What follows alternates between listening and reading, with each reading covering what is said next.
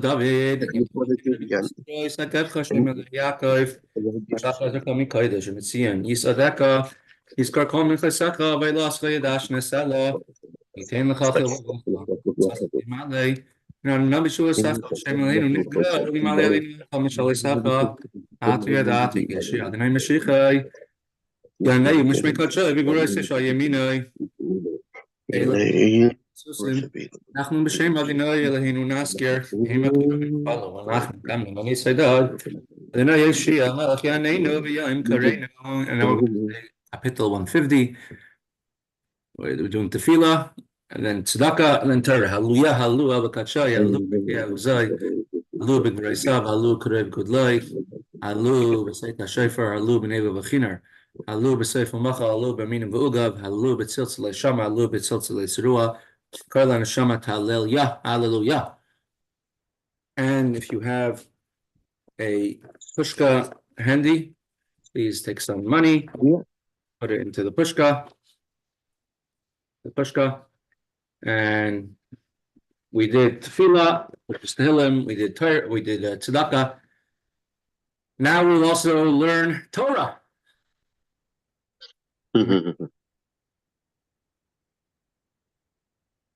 We're holding here in Mesechta Megillah, Daf Chaf Beis,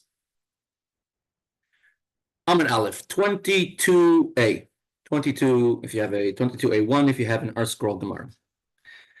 We are discussing the Torah reading of ROsh Chodesh. Reb Label, Shalom Aleichem. How are you, Reb Label? Yeah, I just texted you today. I texted you a little before.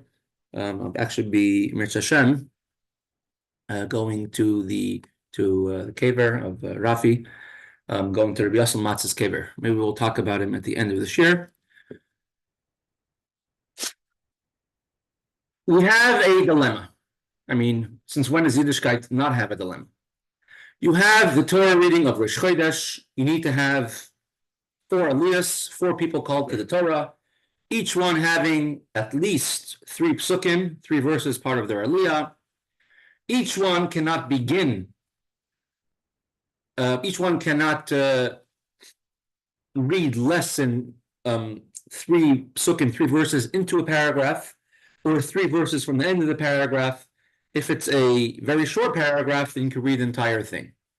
So paragraph number, we have 15 verses.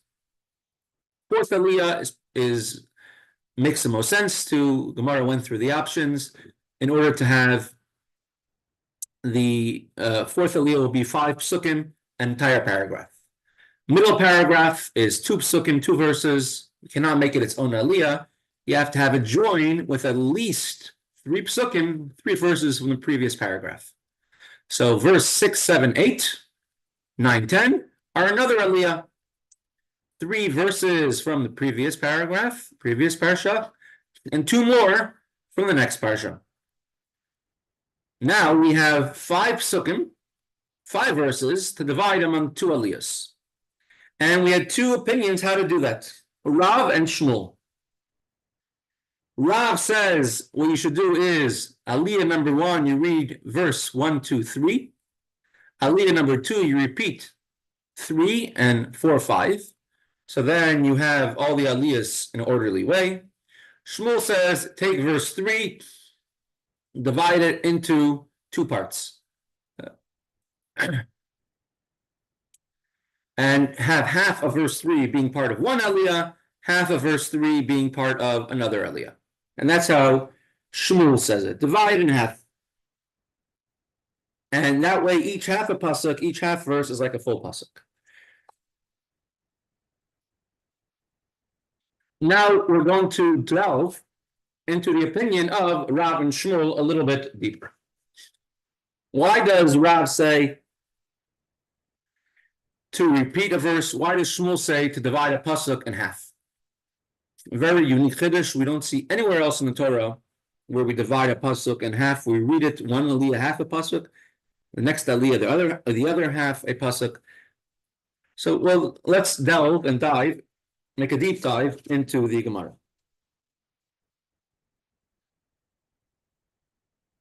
Rav Amar Doilig. Rav says you repeat a verse. My time out, right on our place. Like, why didn't Rav not agree that you read a pasuk in half? Meaning you would read, let's get this over here. Verse 3 divided in half. So says the Gemara, Hasavar, and this is what Rabbi Falminsky brought up. The one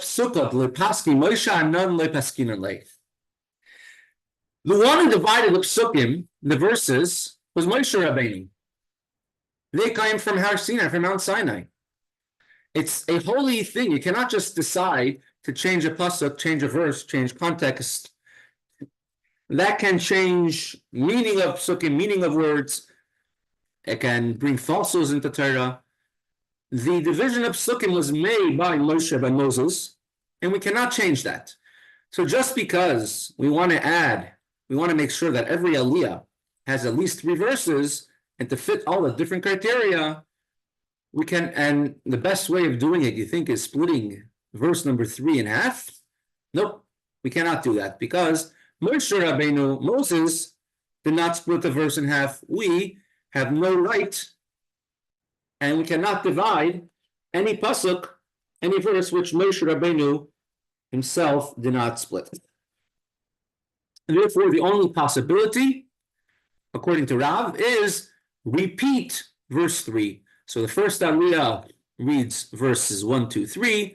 Second aliyah reads verses 3, 4, 5. Answers the Gemara, continues the Gemara. The Gemara asks on Rav. Shmuel held that when we divide the verse into 2 parts. Really? Rabbi Hanania says, Kra, Rabbi Hanania, he was one of the Tanoim, and he was a student by a teacher with a very similar name to him. And he was a Kra. A Kra is someone who is fluent in the Torah. If he would be in Israel, he would be Chidon Tanakh. He would be the champion of the Tanakh competition.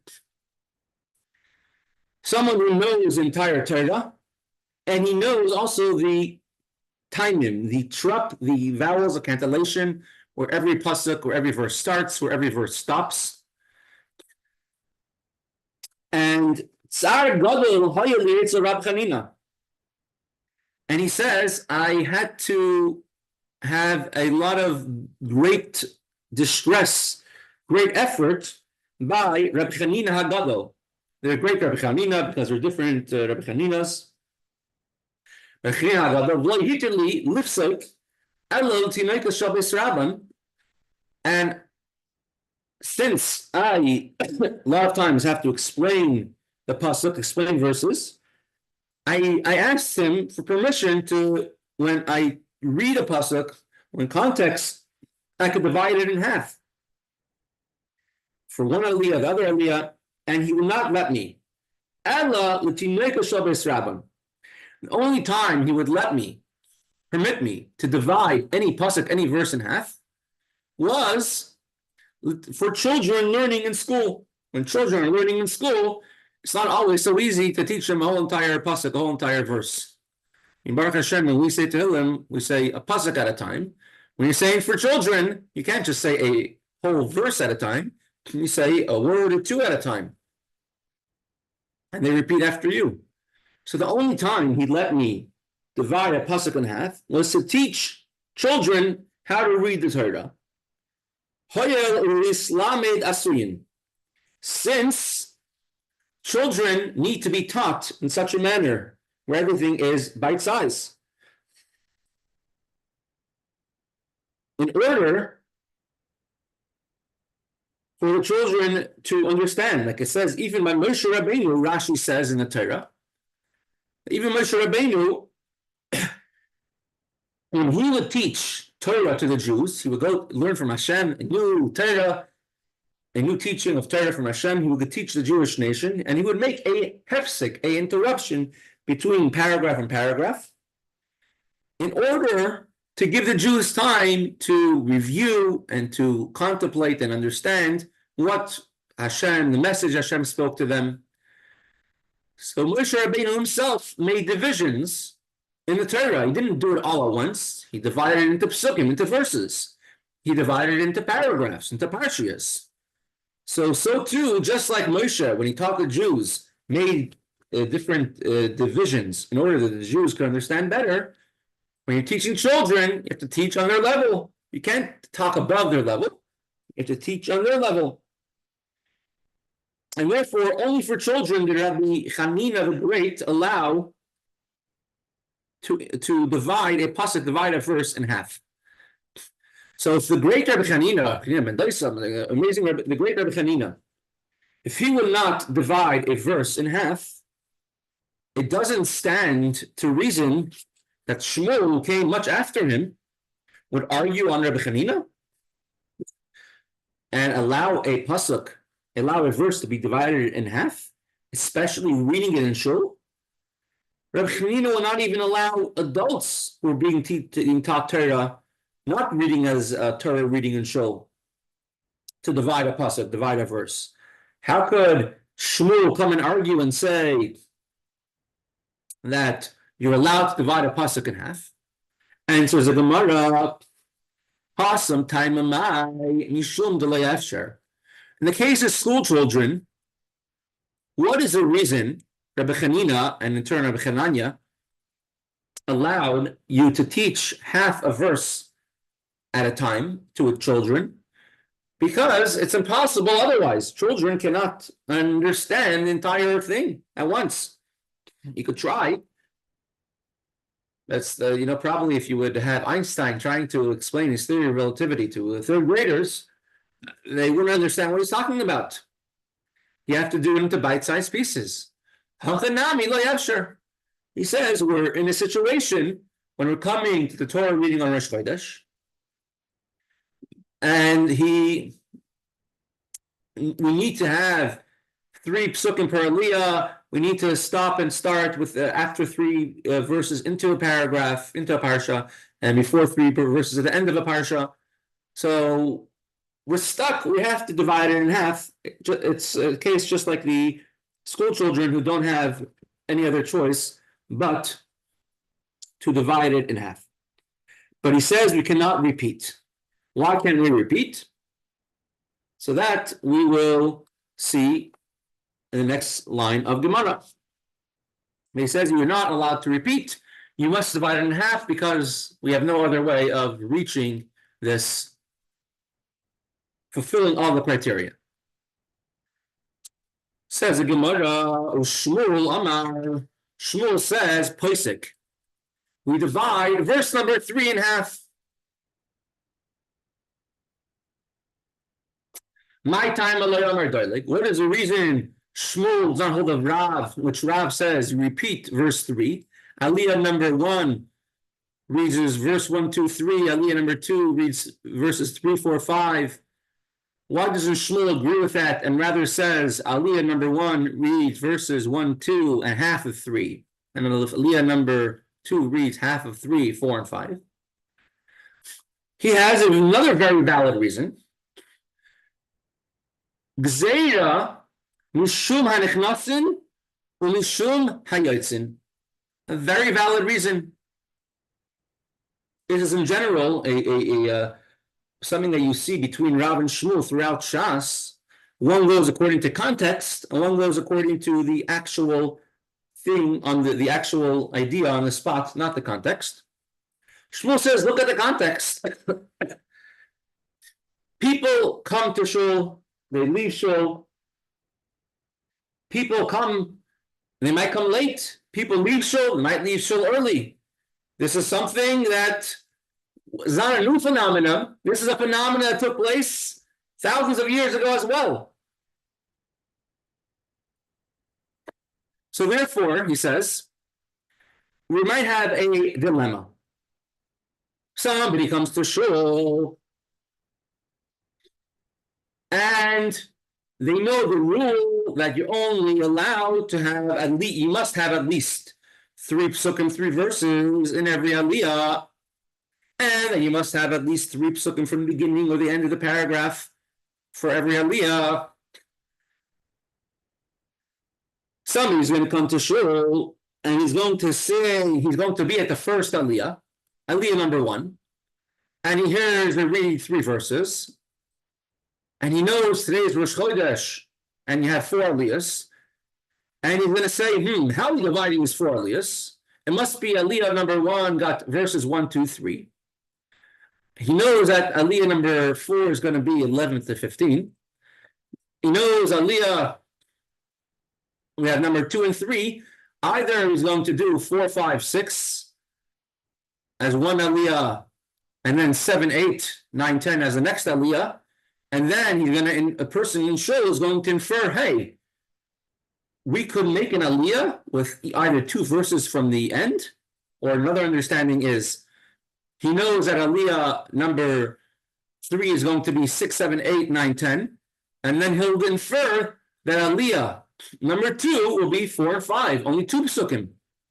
So if a person comes to shul late and he hears them starting from aliyah from verse number 3, he's going to say, aliyah, which aliyah we're up to? Sheni? Okay. Hey, that means aliyah number 1 was only 2 psukim. It means you're allowed to have an aliyah of 2 psukim. Or if he comes late and he heard aliyah 1, he heard verses 1, 2, 3 in aliyah number 1, and he's going to say, hey, from 4, 5, that's going to be 1 aliyah. Whether he came to show later or early, he'll think that you're allowed to have 2 psukim, 2 verses in an aliyah. So because of that, nobody should come to mistake. You're only allowed to have 2 psukim in an aliyah, or 2 psukim for the end of a paragraph. People who come late to shul, or people who leave early from shul, because of that, they said, Shmuel said, do not repeat a pasuk, rather stop the pasuk in half. True, Moshe Rabbeinu divided the psukim, but more important than Moshe Rabbeinu dividing the psukim is someone not making a mistake in how the Torah is being read. You have to take every Jew into account, even one who's leaving shul early, even one who is coming late to shul. And therefore, you should do everything not to confuse them. Also a valid reason.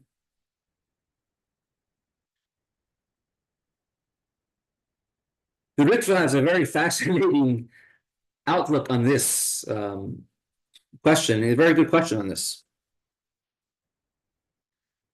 Perhaps say something else.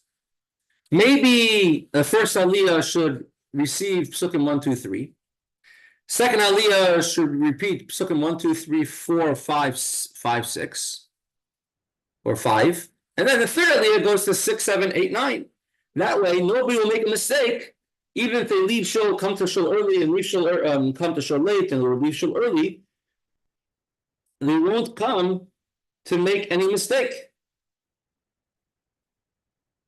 Or the second one should read the first, second 2 aliyahs, and the Ritva says that we don't. There's several reasons we don't do that. One of them is tircha d'tzibura. You cannot repeat psukim needlessly in shul, because people have to go. You can't keep everyone in shul longer than necessary.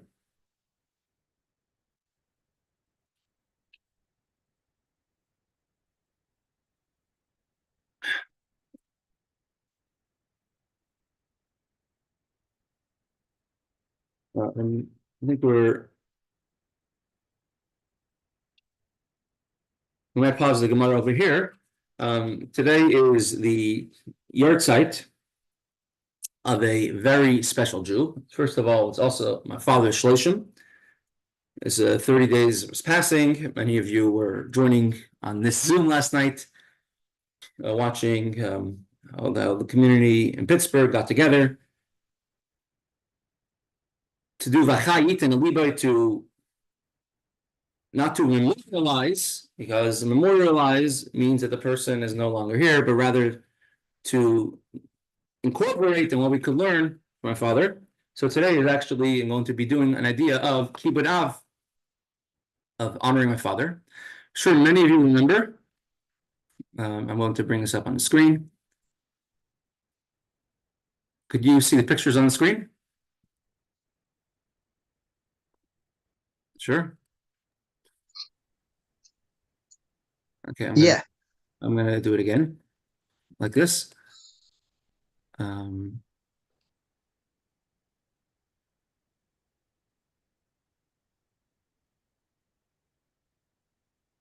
about do it this way? Let's go back into the Zoom and do one by one.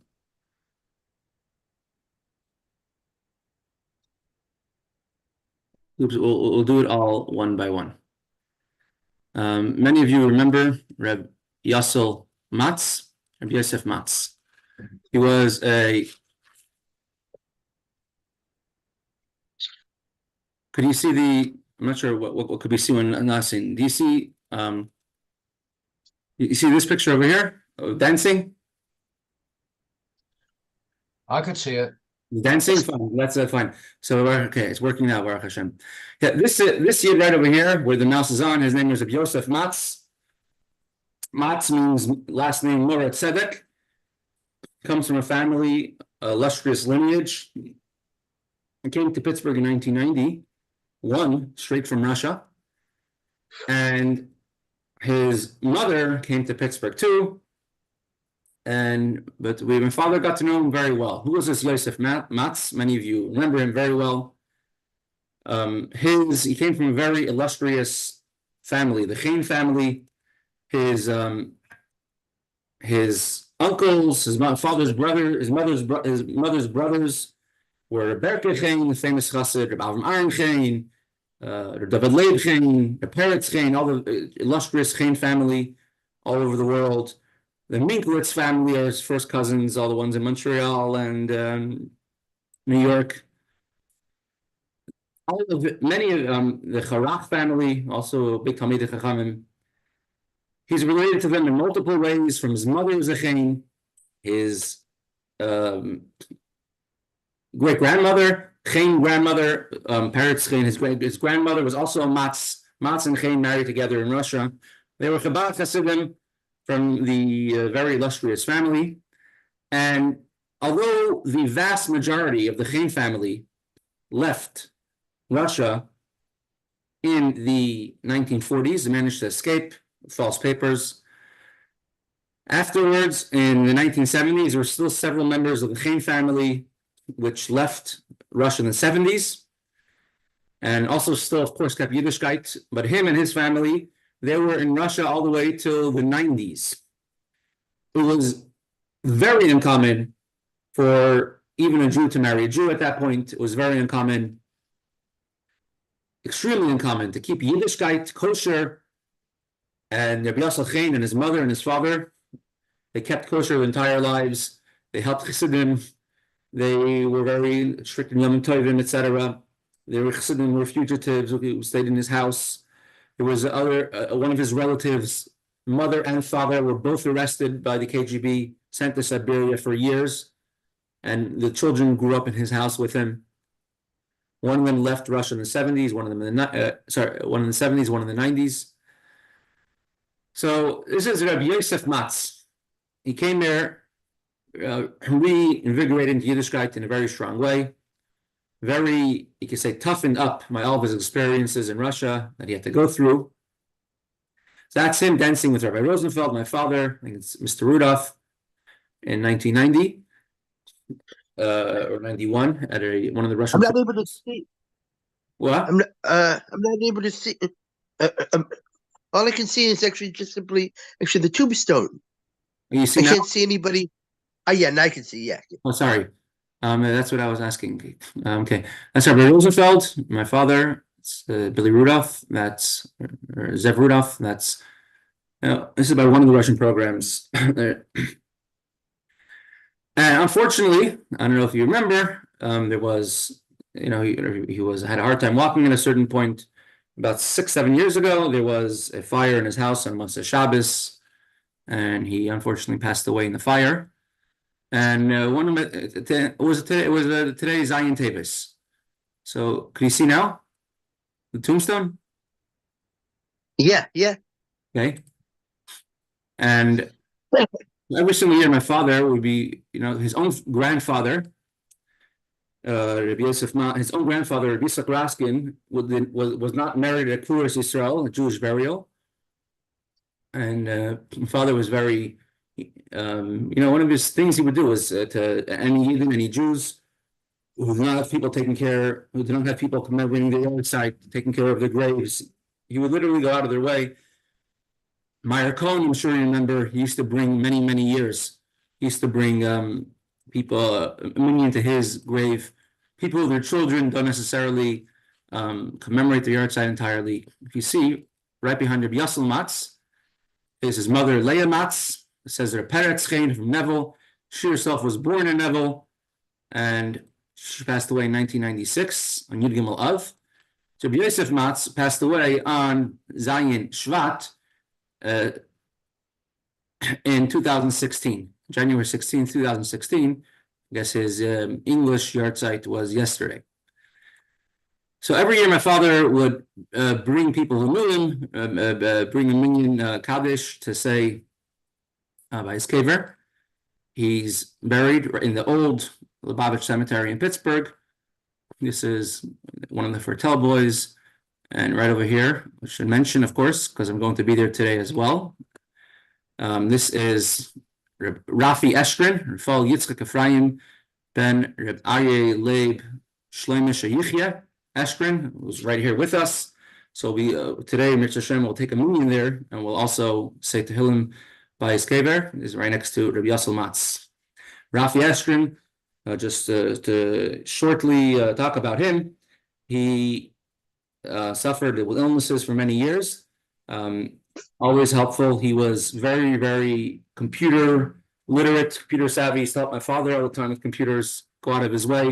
There was a Jewish expo in town. He was very helping with them.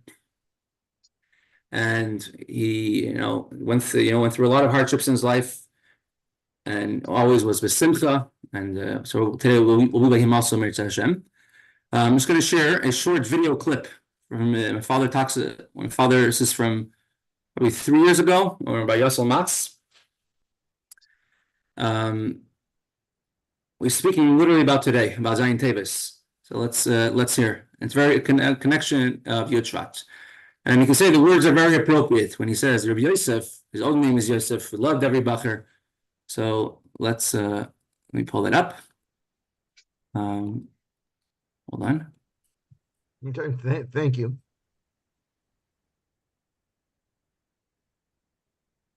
Our Simcha. 1 second. Okay, let me just pull up this. Connection to our rabbis, our leaders, the holy rabbis leaders. Namely, the priest of Moatzis, who was born in Russia, Mischana Pashmut. He was educated, keeping Torah mitzvahs and serious nefesh, with dedication, self-sacrifice. V'darech Chassidus, the way of Chassidus, Niftu Mitzvah Shabbos Kodesh Pashas Bay, and Tzoi Shabbos Pashas Bay passed away. Zayin Chodesh Shevat, Heitosh and Ayin Vav. The Hein Nishmos Tzur with Chaim's Neshama should be made the Eibishter. And the Rabbi Yosef was a Yid who every thing of the Rebbe was very precious to him. The Bacha was precious to him. And now for Yitzchak, which the Rebbe goes up to a higher level, takes all the Chassidim with him. So Rabbi Yosef, you should be a good better. You should daven for your family, for your children, for Label, for Gershon, and they should go in the ways of the Rebbe, and we should, the Kollel of Pittsburgh should be successful, and Mashiach should come. We brought here a class of Bachim, of Tamimim, which we know that they were very precious to you, and we all daven for you, all daven for your neshama, and everyone will give a little tzedakah. So today's share is also for, of course, schus of Rabbi Yosef and Yisrael Gershon, Neshama Shav and Aliyah. And as I said, the words are very appropriate. Today is a day of Zayin Shvat, and when the Rebbe has an Aliyah, he brings all the Chassidim with him. We should all have an Aliyah together. Main thing is everyone should be back here with Mashiach. Shkoyach, thank you for joining. Really appreciate it. And Mr. Hashem, tomorrow we'll be back at 11 o'clock.